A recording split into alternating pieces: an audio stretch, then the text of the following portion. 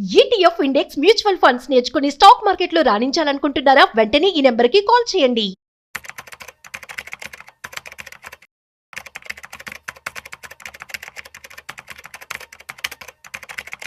Mutual ఫండ్స్లో investment చేస్తే చాలా ఎక్కువ రిటర్న్స్ వస్తాయని మనందరికీ తెలుసు. కానీ ఇంకా ఎక్కువ రిటర్న్స్ రావాలంటే ఫండ్ నుంచి ఇంకో ఫండ్ దగ్గరికి వెళ్ళిపోవడం బెటరా, లేదు అంటే అసలు చర్నింగ్స్ చేయడం వల్ల కూడా ఏమన్నా ఎక్కువ రిటర్న్స్ వచ్చే అవకాశం ఉంటుందా? ఈ విషయం గురించి ఇవాళ మనం తెలుసుకోబోతున్నాం. సో వీడియోని మిస్ అవ్వకుండా ఎండ్ వరకు చూసేయండి. సో దీని గురించి మనతో చెప్పడానికి మనతో ఉన్నారు qualified personal finance professional Chari గారు. వారి మాటల్లోనే అడిగి తెలుసుకుందాం. హాయ్, హలో, నమస్తే, వెల్కమ్ టు సుమన్ టీవీ. నేను మీ Rajeev Pasupuleti. So let's start. Hi sir, నమస్తే. నమస్తే అండి. ఎలా ఉన్నారు? బాగున్నానండి. యా. సో మ్యూచువల్ ఫండ్స్లో ఇన్వెస్ట్మెంట్ చేస్తే రిటర్న్స్ వస్తాయని చెప్పి అందరికీ తెలుసు, జగమెరిగిన సత్యం. యా. సో నాకు ఎక్కువ రిటర్న్స్ కావాలి అంటే ఏం చేయాలి? ఇంకా వచ్చేదానికంటే ఎక్కువ రిటర్న్స్ రావాలి. అంటే అందులో వచ్చేదానికంటే కూడా ఎక్కువ రిటర్న్స్ రావాలి. యా, గుడ్ క్వశ్చన్ అండి. అసలు first of all high returns అంటే ఏంటి అనేది దాని కాన్సెప్ట్ అర్థం చేసుకుందాం. ఓకే, ఈక్విటీ అనే ప్రోడక్ట్. ఓకే, ఈక్విటీ అంటే అది మ్యూచువల్ ఫండ్స్ అయ్యి ఉండొచ్చు, స్టాక్స్ అయ్యి ఉండొచ్చు, రియల్ ఎస్టేట్ అయ్యి ఉండొచ్చు, గోల్డ్ అయ్యి ఉండొచ్చు. ఇవన్నిటిని ఈక్విటీ అంటాం మనం.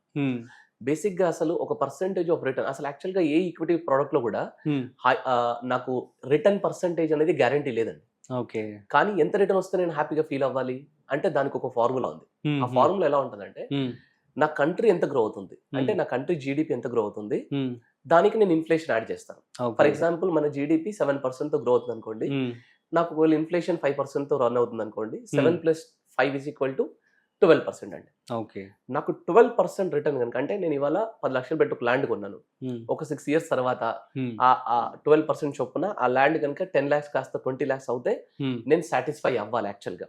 ఎందుకంటే నా ఈక్విటీ పర్సెంటేజ్ అనేది 12% రిటర్న్ ఇస్తే I should feel happy. Okay, అలాగా మ్యూచువల్ ఫండ్ అయినా, స్టాక్ అయినా, గోల్డ్ అయినా, రియల్ ఎస్టేట్ అయినా, ఏదైనా సరే ఈ 12% రిటర్న్ ఇచ్చిందంటే కనుక నేను హ్యాపీగా ఫీల్ అవ్వాలి. Okay, right. ఇది హై రిటర్న్. ఒకవేళ 15% రిటర్న్ ఇస్తే హ్యాపీగా ఫీల్ అవ్వాలి, ఇంకా హ్యాపీగా ఫీల్ అవ్వాలి. ఒకవేళ 17%, 18% ఇస్తే ఇంకా ఎక్కువ హ్యాపీగా ఫీల్ అవ్వాలండి. అవును. ఓకే, అయితే ఒక మ్యూచువల్ ఫండ్ లోనే ఒక ఫండ్ ఎగ్జాంపుల్ తీసుకొని మీకు క్లియర్ గా చెప్తానండి, సో దట్ మీకు క్లియర్ గా అర్థమవుతుంది. Okay, last 1 week, exactly 1 week అవుతుందండి, ఒక ఫండ్ 20 years కంప్లీట్ చేసుకుంది ఇండస్ట్రీలో. ఓకే, అదొక large and mid cap category. నేను జనరల్ గా ఫండ్ నేమ్ చెప్పొద్దు కూడా చెప్పట్లేదు. సో లాస్ట్ 20 years లో ఎవరైనా ఈ పర్టికులర్ ఫండ్ లో ఒక 20,000 per month SIP కట్టి ఉంటే, ఇవాళటి వరకు ఓవరాల్ గా తను ఇన్వెస్ట్ చేసిన అమౌంట్ ఎంత? 20,000 రూపీస్ ఇంటూ 240 months. ఓకే, ఎంత అవుతుంది? అరౌండ్ 48 lakhs to 49 lakhs మధ్యలో అవుతుందండి. సరే 50 అనుకోండి. 50 lakhs every month 20,000 SIP invest చేస్తే ఇవాళ ఆ ఫండ్ వాల్యూ 3,62 lakhs అయిందండి. 3.62 crore అయింది. అంటే almost more than 7 times return ఇచ్చింది అది. ఓకే, ఇది SIP రిటర్న్. ఒకవేళ ఆ 50 lakhs ని నేను ఎవ్రీ మంత్ ఆన్ మంత్ 20,000 కాకుండా ఆ రోజే ఫండ్ స్టార్ట్ అయిన రోజే కనుక నేను 50 lakhs లంసమ్ ఇన్వెస్ట్ చేసేసి ఉంటే ఇవాళ దాని ఫండ్ వాల్యూ 12.85 crore అయింది. 3 ఎక్కడ 12 ఎక్కడ? యా, ఎందుకంటే ఇది ముందు పెడుతున్నాం కాబట్టి ఆబ్వియస్ గా దాని వాల్యూ ఎక్కువ ఉంటుంది. సరే, కొంతమంది ఏమంటారంటే 20,000 SIP ఎక్కువ అంటారు, 20 years బ్యాక్ 20,000 ఎక్కువ అంటారు, సరే 50 lakhs లంసమ్ ఎక్కువ అంటారు. అంటే నేను జస్ట్ ఎగ్జాంపుల్ కి మాత్రమే చెప్తున్నాను ఈ పాయింట్. ఓకే, అంటే దాని NAV 10 rupees తో స్టార్ట్ అయిన ఫండ్ NAV ఇవాళ 256 అయిందండి. అంటే 25 times గ్రో అయింది. ₹1,00,000 పెడితే 25 lakhs అయింది. ఒకవేళ 1 crore పెడితే 25 crores అయింది. 25 times రిటర్న్స్ ఇచ్చింది ఫండ్. Okay, super. దీని కాంపౌండింగ్ రిటర్న్ పర్సెంటేజ్ 17.89% అండి. దాదాపు 18% రిటర్న్.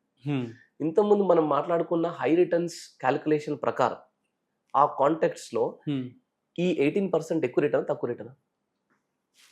చాలా అద్భుతమైన రిటర్న్ అండి. అవును, యాక్చువల్గా 12 వస్తే మనం హ్యాపీగా ఫీల్ అవ్వాలి, 15 వస్తే చాలా హ్యాపీగా ఫీల్ అవ్వాలి, 18 అంటే ఎక్స్ట్రీమ్లీ హ్యాపీ. కానీ ఇక్కడ 18% రిటర్న్ వచ్చింది. So we should feel extremely happy. But ఇక్కడే లాజిక్ ఉందండి. చెప్పండి. 2005 లో ఫండ్ స్టార్ట్ అయిన ఒక 1.5 year లోనే సడన్ గా ఒక మంత్ లోనే అది 30% డౌన్ అయింది. ఓకే, ఆ ఫండ్ జర్నీ చెప్తున్నాను మీకు. అయితే ఈ ఫండ్ 20 years లో 18% రిటర్న్ ఇచ్చింది బానే ఉంది, కానీ ఎంతమంది తీసుకున్నారు 18%? ఓకే, ఏమవుతుందంటే నాకు ఎక్కువ రిటర్న్ రావాలి అని ఆ దాంట్లో పడి ఈ ఫండ్ నా ఫండ్ భయంతో స్విచ్చింగ్ చేస్తూ ఉన్నారు. స్విచ్చింగ్ చేస్తూ ఉన్నారు. మీరు అడిగిన క్వశ్చన్ ఏంటంటే నాకు ఇంకా ఎక్కువ రిటర్న్ రావాలంటే సింపుల్ ఒకటే ఫార్ములా అండి. 20 year లో ఫండ్ కన్సిస్టెంట్ గా రిటర్న్ ఇచ్చింది అంటే ఆ 20 year ఆ పర్టికులర్ ఫండ్ ఫండమెంటల్ గా స్ట్రాంగ్ ఉందా లేదా చెక్ చేసుకుంటూ ఆ ఫండ్ ని కంటిన్యూ చేయడమే అన్నిటికంటే ఉత్తమమైన పని. అవునా? ఇప్పుడు 1 year అయింది, 1 year లో 1 month లో సడన్ గా 30% డ్రాప్ అయింది, కథం అక్కడ స్విచ్ చేసేస్తారు ఫండ్. మళ్ళీ 2008 మార్కెట్ క్రాష్ వచ్చింది. 2008 మార్కెట్ క్రాష్ లో ఫండ్ ఎనేవి 10 రూపీస్ నుండి 24కి వెళ్ళింది, 24 నుండి 6 రూపీస్ పడిందండి. బా ఇక్కడ ఏమవుతుంది? పానిక్ అయిపోతుంది. మ్యూచువల్ ఫండ్ ప్రోడక్ట్ అయినా, రియల్ ఎస్టేట్ అయినా, గోల్డ్ అయినా, ఇంకా ఈక్విటీ ప్రోడక్ట్ స్టాక్స్ అయినా దాని వాల్యూ దాని లక్షణం ఏంటంటే వాలటాలిటీ అండి. డౌన్ అవ్వడం పెరగడం దాని లక్షణం. 2008 మార్కెట్ క్రాష్ లో ఏ ప్రోడక్ట్ పడకుండా ఉంది చెప్పండి? అన్ని ప్రోడక్ట్స్ పడ్డాయి. ఓకే, ప్రతి కరెక్షన్ లో ఇది జరుగుతూ ఉంటది. ఇది తెలిసి కూడా అరే ఈ ఫండ్ డౌన్ అయింది నేను స్విచ్ చేస్తానని స్విచ్ చేయడం. ఒకవేళ ఆ రోజు స్విచ్ చేసి ఉంటే 18% రిటర్న్ వచ్చేదా వీళ్ళకి? రాలేదు. మళ్ళీ 2008 మార్కెట్ క్రాష్ సెట్ అయింది. సెట్ అయిన తర్వాత మళ్ళీ ఎన్ఏవి 24కి వచ్చింది. కానీ అదే 24 లో ఎన్ఏవి ఆల్మోస్ట్ ఒక 4-5 years వరకు అలాగే ఉందండి.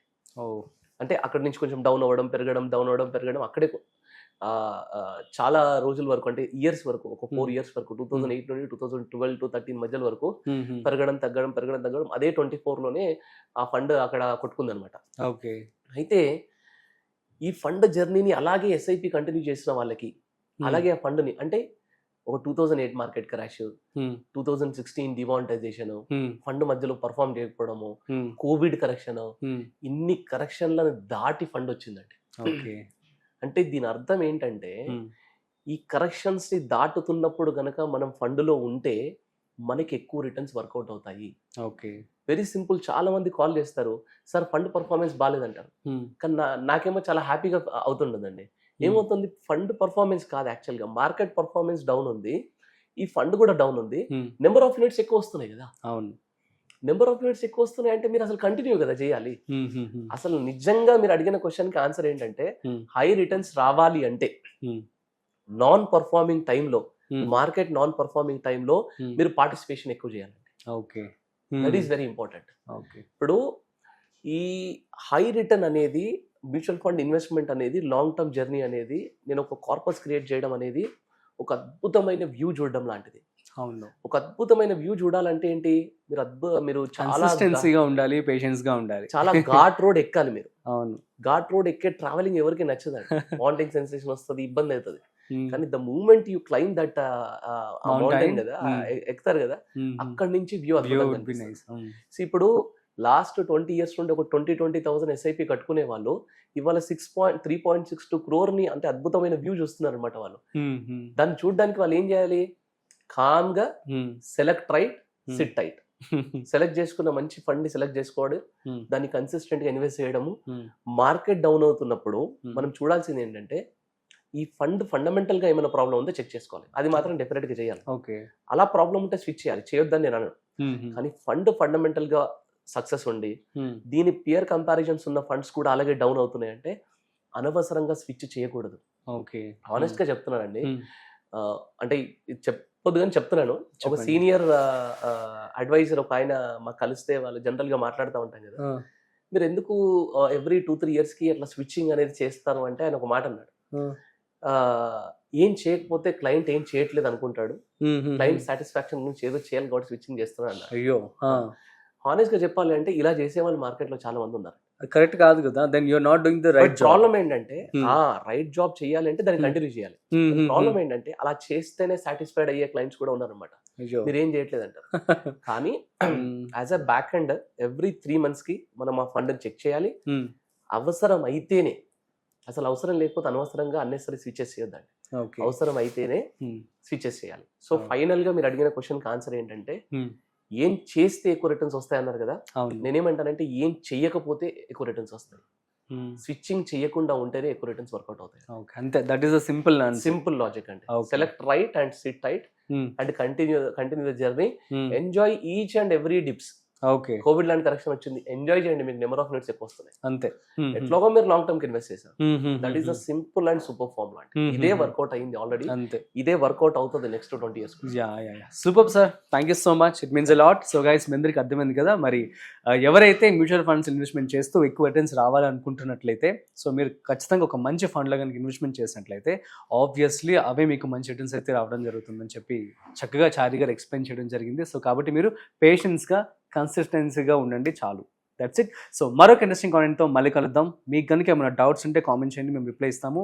So thanks for watching. This is Rajeev signing off. Video నచ్చట్లయితే లైక్, షేర్ అండ్ సబ్స్క్రైబ్.